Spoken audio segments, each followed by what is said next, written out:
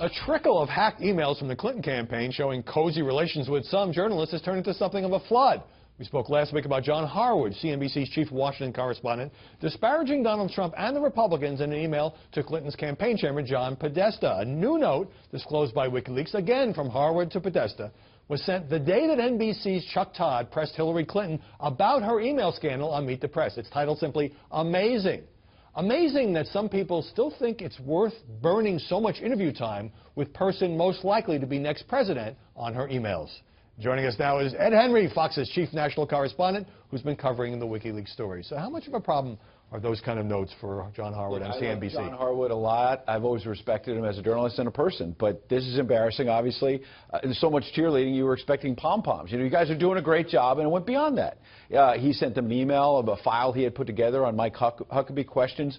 Not some dirt file, but just, you know, these are the tough questions I prepared for Huckabee. Because remember, John Harwood did a debate, a Republican debate that he moderated as an umpire, supposedly. And he's saying, here's where Huckabee is vulnerable. He said, watch out for Ben Carson. He's doing pretty good. He might be tough against you guys in the general election. Sounds like Oppo research. That sounds like you're on the team. It doesn't sound like you're a journalist, and it shows that Donald Trump has a point. There are a lot of people in the mainstream media who have picked sides in this race. That's just a fact. It doesn't mean the election's rigged, but it means there are a lot of people who are not impartial. Well, let's go through some other examples. Glenn Thrush, a top writer for Politico, sent some sections of a story that hadn't been published yet to John Podesta. He said he was trying to do some fact-checking about Podesta's role in fundraising for the Clinton campaign. Let's put up the email that came out from Thrush to Podesta. Because I have become a hack, I will send you the whole section that pertains to you. Please don't share or tell anyone I did this. Tell me if I effed up anything. Yeah. Okay. So to be fair to Glenn Thrush, I think he's a good reporter as well, and I think I agree with that. We make phone calls, emails, reach out to people like John Podesta, who's doing his job. Glenn Thrush, is this true? And by the way, it was not a puff piece about Hillary Clinton in this case. It was Hillary Clinton is doing a lot worse than Bernie Sanders months ago. So he's fact-checking. So he's fact-checking. However, then when you start, you don't send your story to them. You do it over the phone maybe, or characterize it to them in writing. But to say, here's the story, and I'm a hack, that raises eyebrows. By the way, I took a quick look.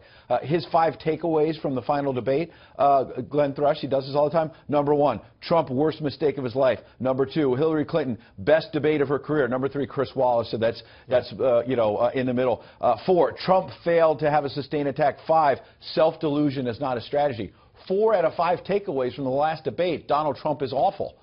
Donald Trump has a point. People are pounding him. He makes mistakes, yes, but are they fair? Let me put up on the screen something that Glenn Thrush put on his Facebook page defending himself. He's saying, I'm being trolled by Breitbart, Trump, alt-right mouth breathers. It doesn't bug me, but these are angry gnomes who live in their parents' basements and can't get girls or boys to answer their 2 a.m. texts. They don't really bother me, but I have a high tolerance for, well, I'm not going to read the rest of it. Well, I think Glenn had a point. I think some of the trolling of him was awful. People went way overboard. But my point is, when you look at his 5 takeaways from the last debate, did Hillary Clinton win the debate? Probably, but 90-1? No. Let's move on to Mark Leibovich of the New York Times, a very respected reporter here in town who reports on both sides. He got an off-the-record interview with Hillary Clinton. It's not easy to get any kind of interview with Hillary Clinton. He then went back to the Clinton campaign and said, can we put this on the record, which he talked about Sarah Palin and Moose Stew or whatever. He has gotten hammered because some people are saying he gave the Clinton campaign veto power over what he was going to write. I don't know all the particulars, but from that, what you say, I think it was fair for Mark Leibovich to say, first of all, take an off-the-record session with Hillary Clinton. I've done that with President Obama and Hillary Clinton, by the way, because you get information from them. You learn more about them. Does it conflict you? Yes, sometimes. I'll admit that you hear something off the record. You wish you could put it on the record. But he was doing his job. He was saying, could you put that on the record? He wasn't just lying down. And by the way, Juan Williams has been trolled from Fox for sending an email to John Podesta saying, hey, I'd like to meet with you. And people are saying, you're in the Clinton camp. What? No, folks. No, it's called reporting. Right. He's reaching out to the campaign chair. Well, Leibovich says that any time a journalist meets with off the record with a politician, you're giving them some veto power because you're promising not to use it. And he says Trump, for his part, goes off the record with reporters all the time.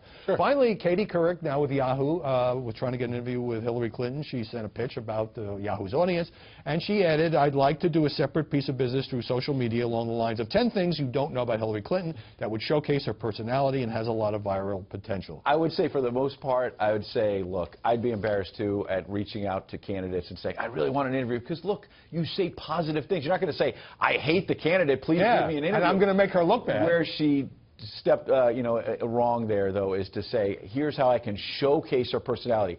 That's where this looks very cozy overall. In a lot of these cases, as a journalist, you're not there to showcase Donald Trump or Hillary Clinton's personality. Right. You're there to ask them both tough questions, period. I think that one was okay. But good discussion with a guy who actually does reporting. Thanks.